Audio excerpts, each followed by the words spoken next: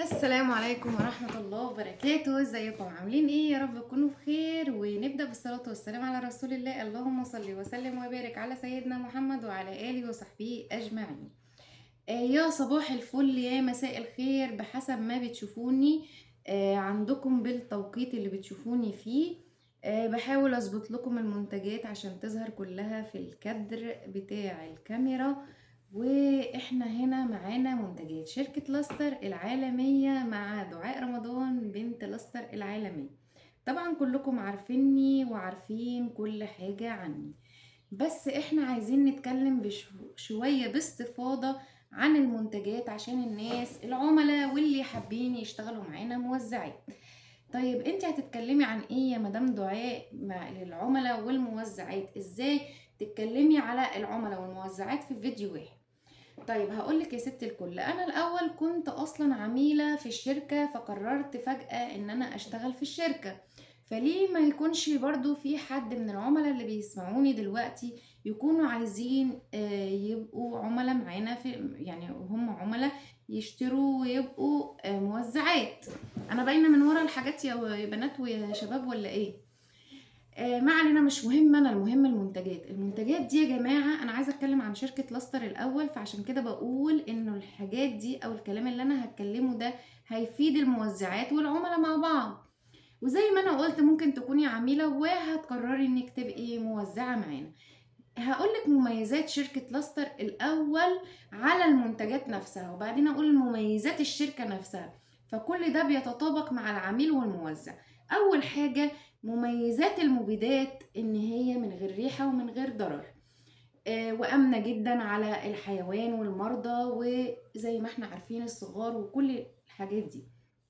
تاني حاجة المنظفات بتسهل على ست البيت شغل البيت جدا جدا جدا بطريقة لا تتخيليها. طبعا انا لما جربت كل ده فقررت ان انا اشتغل في المنتجات. غير ان كل مبيد، يعني كل حشرة ليها مبيد، بس لازم اتبع الطريقة الصح. ولو انت عميلة وخدتي مني منتج او من غيري وما عرفتيش تشتغلي بالمنتج صح، اسأليني، اسألي غيري، اسألي اللي انت اخدتي منه. المهم ان انت ما تسكتيش وتعرفي المنتج بيشتغل ازاي. دي حاجة. غير ان كل حشرة ليها منتج. غير ان كمان لما بيكون عندك مشكلة في المنظفات وانت مثلا عندك منتج معين، يعني انا عندي مثلا قهر الدهون ولسه ما اشتريتش منظف الحمامات. طب انا عايزه انضف الاستانلس اللي في الحمام، هرش عليه قهر الدهون. فعندك استخدامات كتيره جدا للمنظفات. طب عندك شحم وقع على الهدوم، هتشتغلي برضو بقهر الدهون ده للموزعه وللعميله. هتشتغلي برضو بقهر الدهون على الأم. ايه ده؟ انا هحط قهر الدهون على الملابس؟ انت بتهزري؟ ايه اللي انت بتقوليه ده؟ صدقيني انا جربت وعن تجربة وجايالك منين، من ايه، زي ما بيقولوا كده خبرة 10 سنين. فزي ما قلتلك كده ان انا جايالك من خبرة 10 سنين تجارب في المنتجات. اجرب المنتج ده واشتغل مع المنتج ده واشوف المنتج ده بيعمل ايه، واحط من هنا على هنا واجرب هنا. ويكون مثلا مرة ما عنديش المبيض اشتغل بحاجة تانية، ما عنديش المفروشات اشتغل بالمبيض، ما عنديش البقع اشتغل بالمبيض. بصي، في استخدامات عديدة ومتعددة للمنتجات دي. المنتجات دي عشان هي مصنوعة فعلا من أجود وأفخر المواد الخام. فعلا المواد دي والمنتجات دي فعالة 1000000%. المنتجات دي مش هتلاقي زيها في شركات الأونلاين في مجال المنظفات. كل اللي جاي بعدينا جاي يقلد ويعادي فينا، لكن احنا شغالين الحمد لله الحمد لله بمصداقية وبصدق وأمانة من سنين. الأستاذة مروة حسن شغالة على المنتجات من أول ما بدأت في مجال الأونلاين من أكتر من 10 سنين، وهي شغالة بتراعي ربنا في المنتج وبتراعي ربنا في العميل قبل الموزع. لأن الموزع هيستحمل الشركة، لكن العميل لازم يكون هو نمبر 1 في الهدف بتاعنا. زي لما بنكون كده احنا فاتحين مدرسة والهدف بتاعنا هو الطالب، احنا دلوقتي فاتحين شركة منظفات والهدف بتاعنا هو العميل. يبقى احنا لازم نريح العميل الاول عشان احنا نقدر بينا وبين بعض نشتغل في راحة. فحضرتك المنتجات دي انا جايالك بخبرة ال10 سنين في المنتجات دي كلها. عايزة اقولك ان معطر المفروشات مثلا اللي هو البرينجو بيشتغل معاكي معطر جو، ويشتغل معاكي في المسح، ويشتغل معاكي في اي حاجة، زيه زي اي نوع معطر عادي. عايزة اقولك انه مبيد النمل، مش للنمل بس، ده مبيد للنمل وللصراصير. عايزة اقولك ان قاهر الدهون مش للشفاط والبوتاجاز بس، ده للستانلس والحوض والسيراميك والحلال الاستانلس والجريلات والصاجات والحاجات دي. غير زي ما انا ما قلتلك لو في شحن هو بيقدر يقضي عليه. غير ان عندك مثلا مزيل البقع. مزيل البقع ده لحاجات كتيرة جدا، للحبر وللبقع الاكل وللشوكولاته وللدم وما تعديش. عندك منظف المفروشات على الجاف بالرغوه بس، نغسل بالرغوه بس. عندك المبيدات كلها ما شاء الله عليها، تحفه تحفه تحفه. طب نيجي بقى لمميزات الشركه اللي احنا اتكلمنا على العملاء. عندنا بقى مميزات الشركه للموزعات. ايه هي؟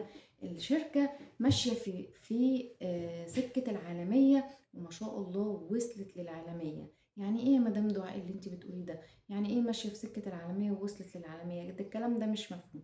الكلام ده مش بكلام بس، الكلام ده بحقائق ودلائل. الشركة فتحت فرع في الإمارات، ومن بعد الإمارات فتحت فرع في السعودية، ومن بعد السعودية خدت أرض في مدينة طربول عشان تعمل أكبر مصانع لشركات المنظفات بتاعتها.